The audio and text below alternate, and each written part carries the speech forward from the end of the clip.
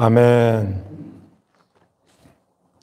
오늘은 예수 그리스도의 얼굴에 있는 하나님의 영광에 대해서 살펴보고자 합니다. 오늘 읽은 고린도 후서는 바울과 디모데가 고린도와 아가야 지방에 있는 교회에게 편지한 내용입니다. 그리스도의 이름으로 인한 고난이 많지만 그로 말미암아 나타나는 위로도 크다는 사실을 상기시키면서 항상 그리스도로 말미암아 살아갈 것을 권면하면서 이어서 말하는 장면이에요. 고린도후서 1장 4절에서 5절에서 이렇게 말하고 있어요. 우리의 모든 환난 중에서 우리를 위로하사 우리로 하여금 하나님께 받는 위로로서 모든 환난 중에 있는 자들을 능히 위로하게 하시는 이시로다. 그리스도의 고난이 우리에게 넘친 것 같이 우리가 받는 위로도 그리스도로 말미암아 넘치는도다. 그리스도로 말미암아 살아가는 것. 그 그리스도로 말미암아 살아가는 것은 그리스도 안에 있는 하나님의 영광을 알고 살아가는 것임을 오늘 말씀은 말해주고 있는 거예요. 4장 6절에 어두운 데에 빛이 빛이라 말씀하셨던 그 하나님께서 예수 그리스도의 얼굴에 있는 하나님의 영광을 아는 빛을 우리 마음에 비추셨느니라. 하나님을 안다는 것은 하나님의 영광을 아는 것을 말합니다. 하나님의 영광을 아는 것은 예수 그리스도의 얼굴에 있는 하나님의 영광을 아는 것을 말합니다. 하나님의 영광이 창조 안에도 가득하고 많은 사건들 안에도 하나님의 영광이 나타나지만 온전하게 완전하게 확실하게 나타난 곳은 예수 그리스도 안에서 그의 얼굴 안에서 그의 모습 안에서 그의 행하심 안에서 나타났고 그리스도 예수 안에서 나타난 하나님의 영광을 지각하여 살아가는 사람들이 하나님의 백성으로서 이 세상에서 고난을 이기며 승리하는 길을 걸어갈 수 있는 거예요. 오늘 읽은 하박국 2장 14절에도 하나님의 백성인 하박국 선지자가 당시에 일어나고 있는 많은 고통스러운 사건들 속에서도 하나님께서 이루어 가시는 영광의 역사를 바라보며 견디어가고 있는 장면이에요. 24절에 그래서 이는 물이 바다를 덮음같이 여호와의 영광을 인정하는 것이 세상에 가득함이니라. 여호와의 영광을 아는 것, 여호와의 영광을 인정하는 것이 세상에 가득해질 것을 소망하고 그 약속을 붙잡고 전진해 가고 있는 거예요. 사람에게 있어서 가장 중요한 것 중에 하나가 이게 다 물질적으로만 다 설명되지 않는 것들이 있어요. 교회 건물이 참 크고 좋다. 이게 외형적으로 나타나면은 좋지만은 외형적인 것이 아니라 어떤 전체적인 것을 파악하는 것은 대단히 어려운 거예요. 그래서 어떤 것이 아름답다, 어떤 것이 선하다, 어떤 것이 참되다, 이런 것들이 대단히 어려운 거예요. 그런데 사람은 바로 그것을 지각함에 있어서 사람의 존귀함이 있는 거예요. 어떤 외형적인 것, 숫자나 규모를 보는 것이 아니라 그곳 안에 있는 아름다움을 보는 사람. 어떤 외형을 보는 것이 아니라 그 안에 함께하고 있는 참됨을 보는 사람. 어떤 일어나는 일, 그 자체를 보는 것이 아니라 그 안에 있는 영광을 보는 사람. 이게 아주 중요하지만 어려운 거예요. 영광이라는 말이 성경에서 가장 많이 사용되는 말이지만은 사실은 가장 어려운 말이에요. 영광한데 영광이 도대체 뭔가? 하나님께 영광, 하나님의 영광을 아는 것. 예수 그리스도의 얼굴에 있는 하나님의 영광을 아는 빛을 비추어 주셨다. 영광을 아는 것이 중요한데 이 영광이라는 말이 히브리어 속에서 나타난 말이에요. 우리가 한글로 번역이 되다 보니까 그냥 영광 추상적으로 생각을 하는데 그 영광이라는 말이 어떠한 실체성을 갖고 있는지 우리가 오늘 살펴보고자 합니다. 자료를 보겠습니다. 영광은 히브리어로 카보드라고 합니다. 뿌리 동사는 카프, 베트, 달렛인데 문맥에 따라 무겁다, 눈이 어둡다, 귀가 둔하다, 마음이 완강하다, 공경하다, 존대하다, 존귀하게 하다, 영화롭게 하다, 귀인 등으로 번역되었습니다. 실체적 의미는 전체의 길이 되어가게 한다. 통치하는 손으로 전체를 되어가게 함. 전체를 다스리는 통치자의 힘입니다. 전체 안에서 가장 높은 힘이 나타나는 것이 카보드이고 전체에서 그 힘이 인정받는 것이 카보드입니다. 이게 무슨 말인가? 이 카보드라는 것은 전체 안에 나타날 때에 그가 가장 강력하다라는 거예요. 하나님의 영광이 이스라엘 백성 가운데 나타났다. 이 말은 하나님의 백성 이스라엘 앞에 하나님의 능력이, 힘이 가장 강력함을 나타냈다는 거예요. 어떤 전체 속에서 전체를 다스려가고 만들어가는 사람이 가장 강력한 거예요. 이 카프는 손을 의미하는 거예요. 가장 강력함이 나타나는 것이 영광인 거예요. 가장 강력함을 지각하고 그 강력함에 찬양을 돌려드리는 것, 거기에 경배하는 것이 영광을 돌려드리는 것.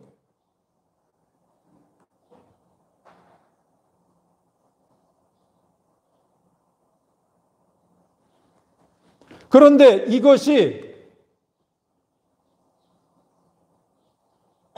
무조건 다 좋은 게 아니에요. 강력한 것이 나의 삶에 내 눈에 어떤 것이 이렇게 카보드하고 있다. 눈을 이렇게 막 이렇게 하고 있으면 눈이 어두워요. 안 보이는 거예요. 귀에다가 카보드를 한다. 그러면 귀를 누르니까 귀가 어두워지는 거예요. 마음에다가 카보드 한다. 어떤 강력한 힘이 카보드를 하면은 마음이 완악해지는 거예요. 카보드라는 것은 관계된 전체 속에서 가장 강력한 것을 말하는 거예요. 가장 힘이 센 것을 말하는 거예요. 그래서 창세기 18장 20절에 보면은 이 창세기 18장 20절은 소돔과 고모라의 사건을 말하고 있는 장면이에요. 그리고 하나님께서 소돔과 고모라를 더 이상은 방치하고 그대로 둘 수가 없어서 멸하시게 되는데 멸하시는 이유에 대해서 말하는 장면인데 18장 20절에 그 자료에 보면은 그 죄악이 심히 카보드하니 이렇게 되어 있는 거예요. 심히 카보드하다. 무거우니 이렇게 번역이 되어 있는데 실제는 카보드를 사용하고 있는 거예요. 카보드라는 단어를 사용을 하는데 하타탐 키 카브다 무오드. 직역을 하면 그들의 죄를 매우 영화롭게 최고의 힘이라고 하니, 소돔과 고모라에서는 누가 영광인가? 폭력을 쓰고 거짓말을 하고 악한 행위를 하는 죄를 훌륭하다. 죄가 최고다. 못된 자에게 당신이 최고입니다. 이러고 있다는 거예요. 카보드라는 말은 가장 강력한 것을 말하는 거예요. 근데 소돔과 고모라에서는 죄인이 최고라는 거예요.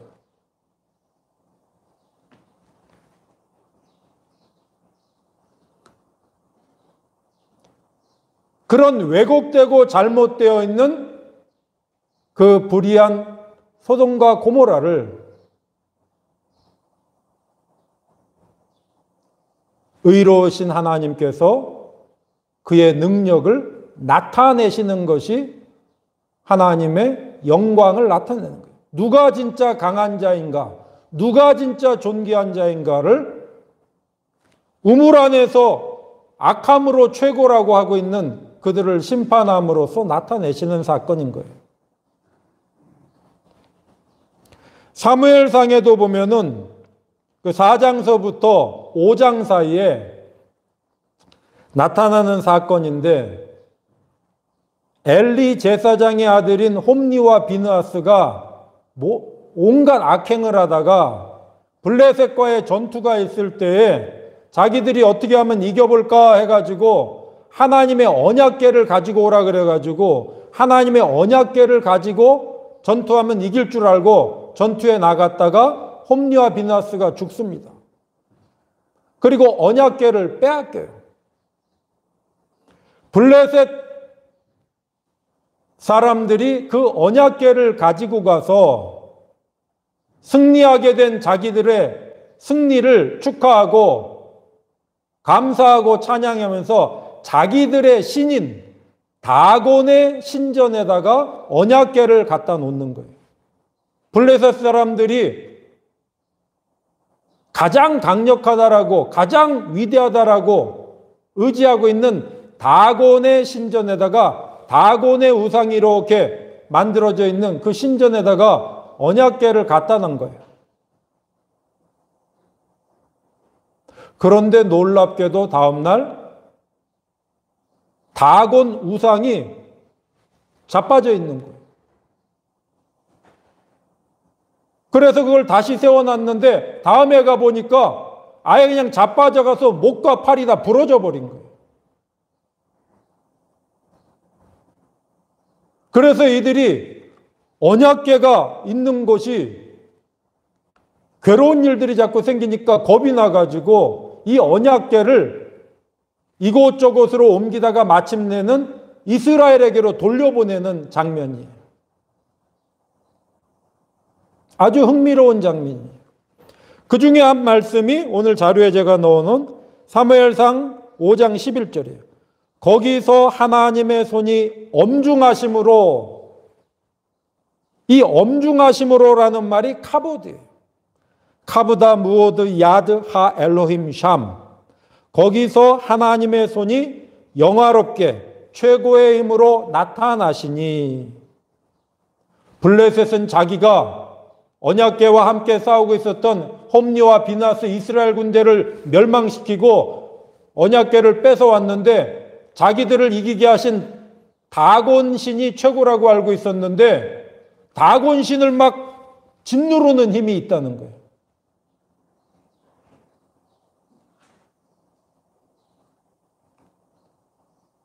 거기서 하나님의 손이 카보드 하시니 가장 강력하게 나타나니까 자기들이 알고 있었던 것하고는 다르니까 겁이 나가지고 하나님의 언약궤를 다시 이스라엘로 돌려보내는 거예요. 언약궤는 궤를 가지고 있다고 해서 유익을 주는 게 아니에요. 그 언약궤와 함께 약속하신 대로 나타나시는 하나님의 의에 영광을 돌리지 않는다면 하나님의 의에 의해서 이스라엘이라 할지라도 불의함이 있으면 멸망시키시고 이스라엘을 이겼다고 할지라도 블레셋이 거짓을 따라가고 있으면 그 거짓에 대하여 징계하시는 하나님의 강력이 나타나는 사건이었던 거예요. 이 카보드라는 말은 가장 강력하다는 거예요.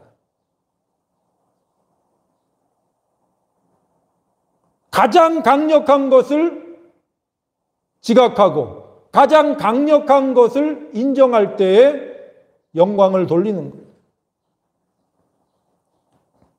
그래서 출애굽기 14장 4절에도 하나님께서 애굽의 바로와 그의 군대를 카보드 하심으로써 영광을 얻는 거예요. 짓누르심으로써 영광을 나타내는 거예요. 그래서 14장 4절에 내가 그와 그의 온 군대로 말미암아 영광을 얻어.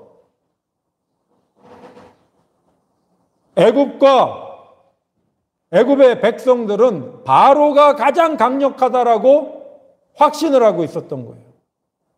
근데 그 가장 강력했던 바로를 의로우신 여호와께서 무너뜨려 버린 거예요. 누가 가장 강력한가? 누가 가장 존귀한가? 그것이 나타날 때에 영광이 나타나는 거예요.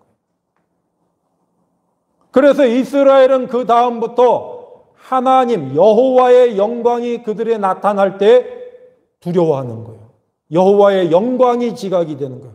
구름 가운데 여호와의 영광이 임하니 그러는 거지 구름이 임하니 구름 때문에 두려워하는 게 아니에요. 영광이 임하니 강력함과 존귀함이 이게 지각이 될 때에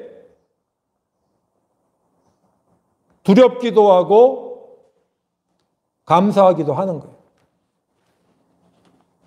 출애굽기 20장 12절에 보면은 내 부모를 공경하라 할 때에도 공경하라는 말이 영광을 돌리라는 말이에요. 카보드라는 말이에요. 왜냐하면은 내 아버지와 어머니가 너의 생명의 근원이다 이 말이거든요. 우리가 살아가는 게 출발이 중요한 거 아니에요. 우리가 살아 숨쉬는 데에 출발, 생명의 근원인 내 아버지와 어머니께 존귀함을 가장 귀하다고 존귀함을 드려라. 그 말은 육신의 아버지, 어머니 정도가 아니라 그들에게도 생명의 근원이 있다는 거예요. 생명의 근원을 찬양하는 것을 말해요. 말라기 1장 6절에 보면은 내가 아버지일진데 나를 공경함이 어디 있느냐?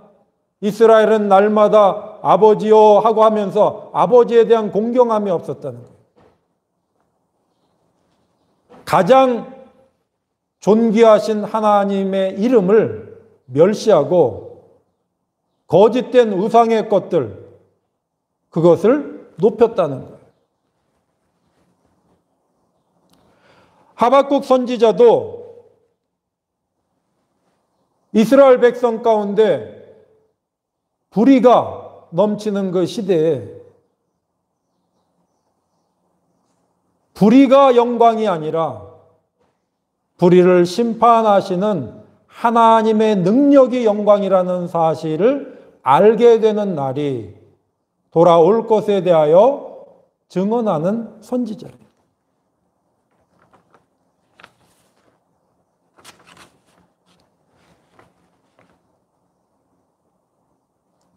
하나님의 영광을 아는 것은 그래서 대단히 중요해요.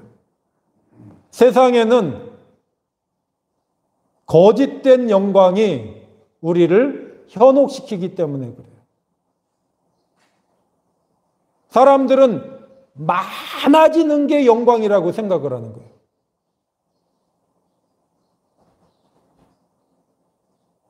많아지는 게 가장 힘이 세다고 생각을 하는 거예요.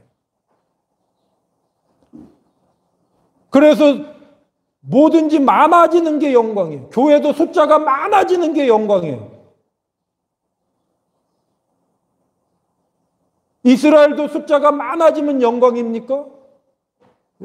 숫자가 많은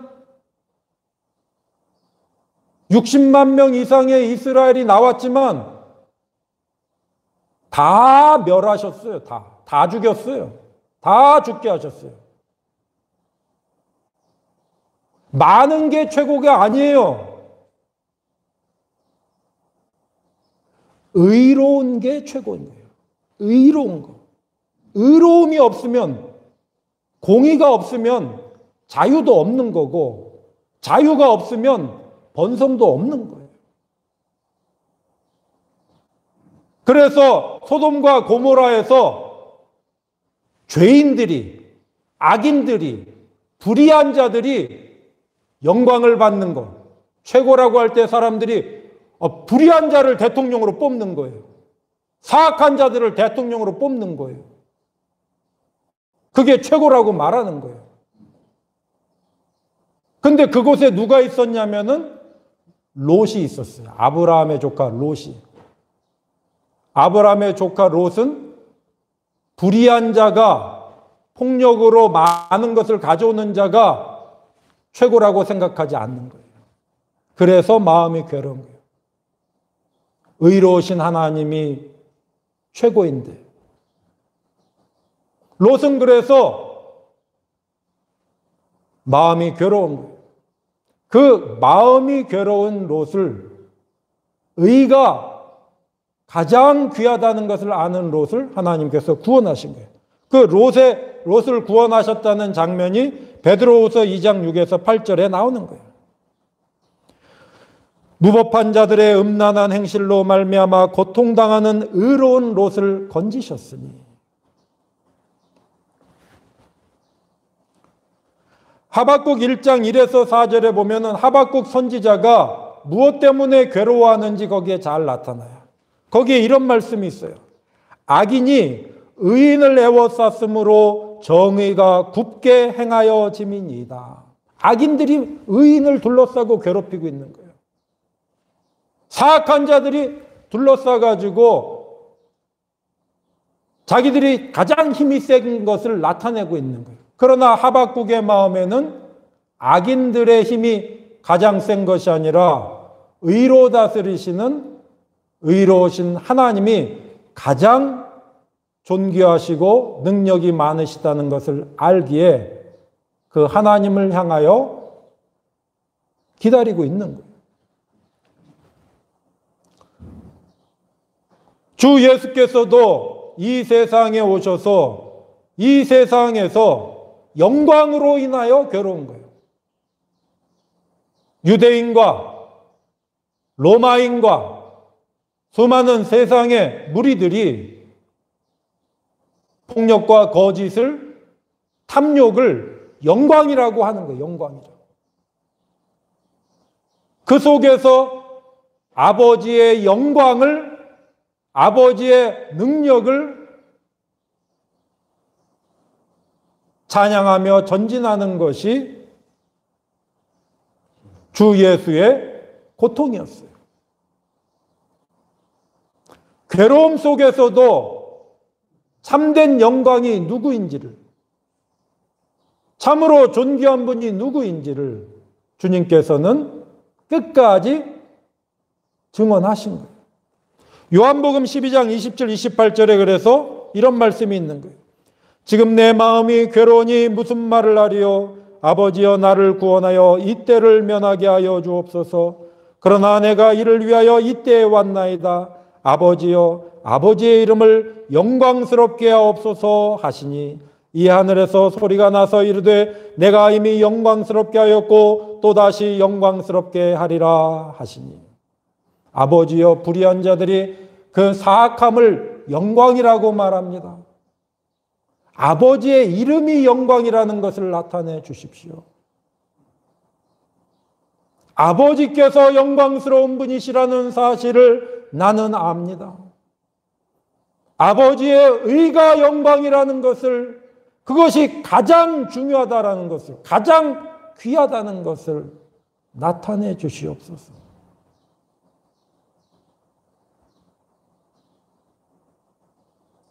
여러분, 우리가 숫자가 많아지고 남북이 통일이 되고 세계가 통일이 된다고 해서 좋은 게 아니에요. 불의한 자들이 사라져야 좋은 거예요. 공평하게 재판이 이루어지고 거짓과 불의를 행하는 자들이 심판받지 않는다면은 아무리 모든 것이 많아도 소용이 없는 거예요. 그리스도 예수의 얼굴 안에 있는 하나님의 영광은 바로 이 세상 안에 가장 강력하고 가장 귀한 것은 하나님의 의로운 통치라는 것을 말하여 주고 있는 거예요. 주 예수께서는 그 하나님의 의로우심이 영광스럽다는 것을 우리에게 온전하게 가르쳐 주고 계시는 거예요.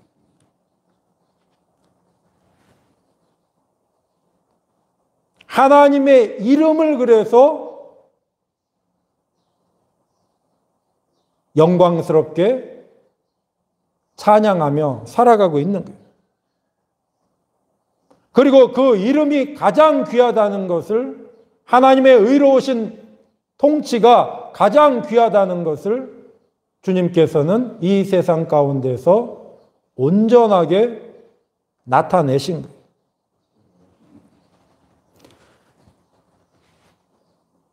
요한복음 17장 3, 4절에 주님은 이렇게 기도하십니다. 아버지께서 내게 하라고 주신 일을 내가 이루어 아버지를 이 세상에서 영화롭게 하였사오니 아버지여, 창세전에 내가 아버지와 함께 가졌던 영화로서 지금도 아버지와 함께 나를 영화롭게 하옵소서. 아버지를 내가 이 세상에서 영화롭게 하였으니 아버지만이 가장 귀하다는 것을 내가 증언하였으니 그것을 살아갔사오니 나도 영화롭게 하옵소서. 계시록 15장 1에서 4절에 보면은 그 하나님의 이름이 가장 귀하고 가장 강력하고 가장 영광스럽다는 것을 증언하는 사람들이 하나님의 영광의 나라에 모이게 된다는 것을 보여주는 장면이에요. 짐승과 그의 우상과 그의 이름의 수를 이기고 벗어난 자들이 어린 양의 노래를 부릅니다. 그 노래의 핵심은 이런 말이에요.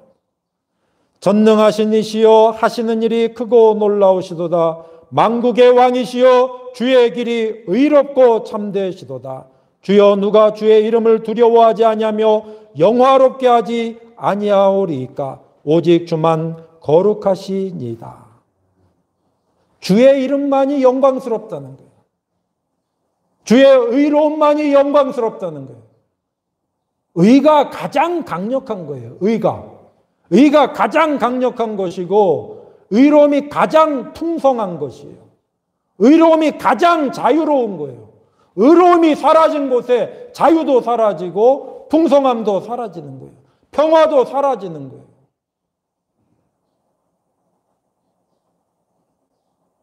소돔과 고모라 같이 불의한 자를 영광스럽다 하는 나라들마다 보세요. 세계를 보세요. 불의한 자를 영광스럽다 하는 나라들이 많아요. 총칼로 대통령 되는 나라들이 많아요. 그런 자들을 영광스럽다 하는 나라들 치고 잘 살고 제대로 사는 나라가 이 세상에 어디에 있어요?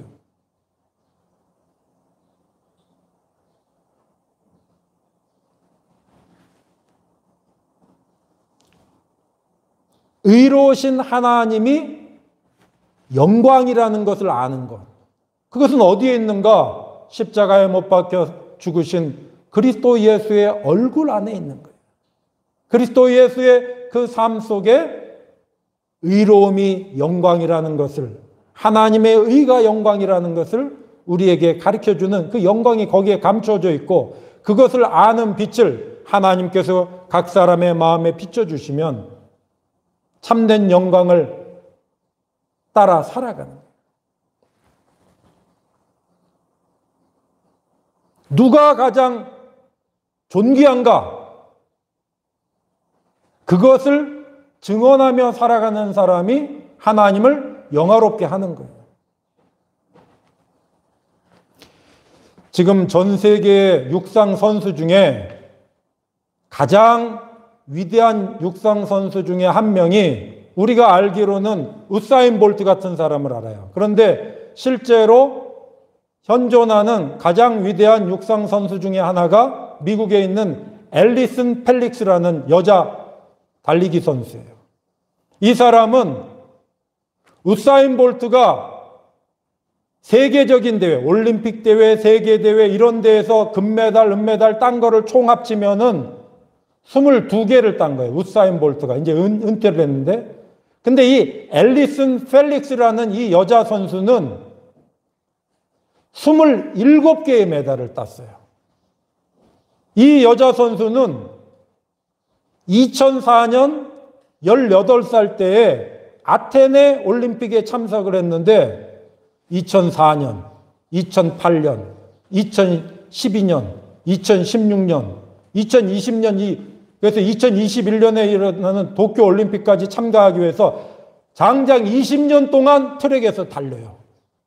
그런데 달릴 때마다 400m에서 금메달, 200m에서 금메달, 400m 곱하기 4명이 뛰는 릴레이에서 금메달, 400m를 100m로 나눠가지고 뛰는 데서 금메달. 만으로 18세부터 시작을 해가지고 지금 35세가 된 거예요. 그리고 18년도에는 결혼을 해서 딸까지 나고, 임신 후반부에는 임신 중독으로 인해 가지고 제왕절개에서 딸을 낳아야 되는 고통도 겪었어요.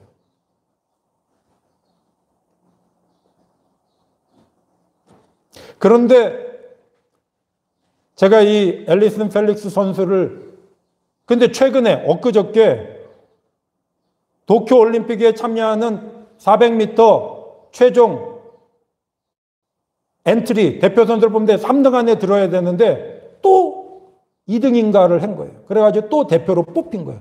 올림픽에 5번 연속 지금 출전을 하는 거예요.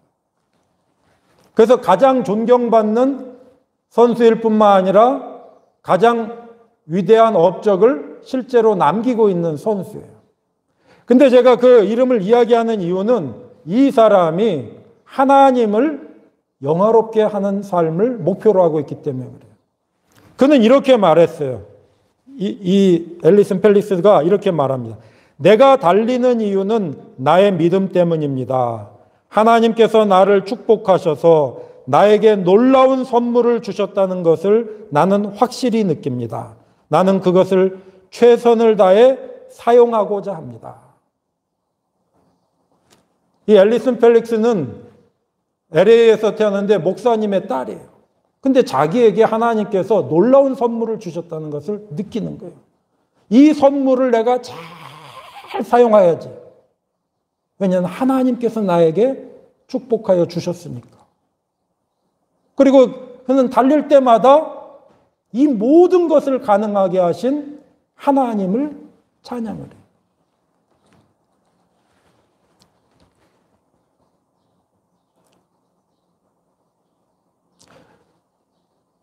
하나님의 사람들은 하나님의 영광을 아는 것을 말하는 거예요.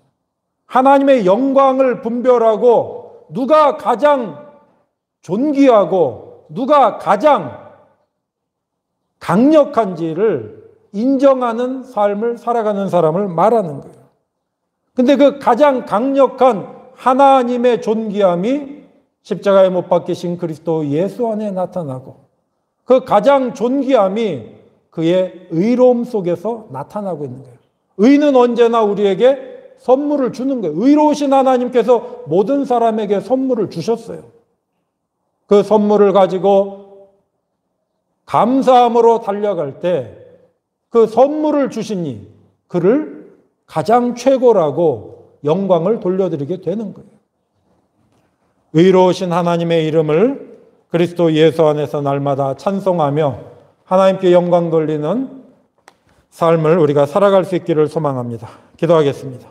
사랑과 은혜가 풍성하신 하나님 아버지, 오늘도 우리를 생명의 말씀 속으로 인도하여 주시니 감사드립니다.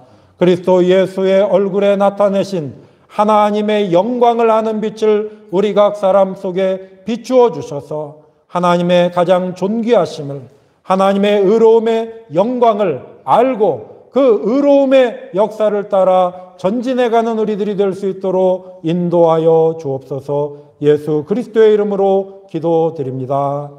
아멘.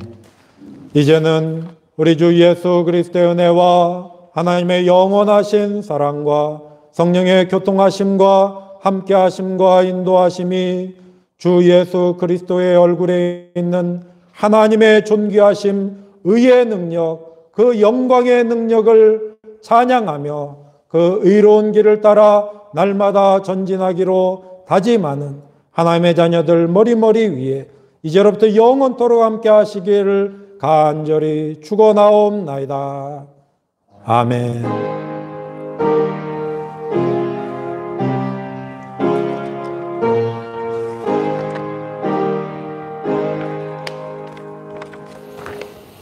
네, 예배를 마치겠습니다. 우리 서로 반갑게 인사하고 마치겠습니다. 샬롬.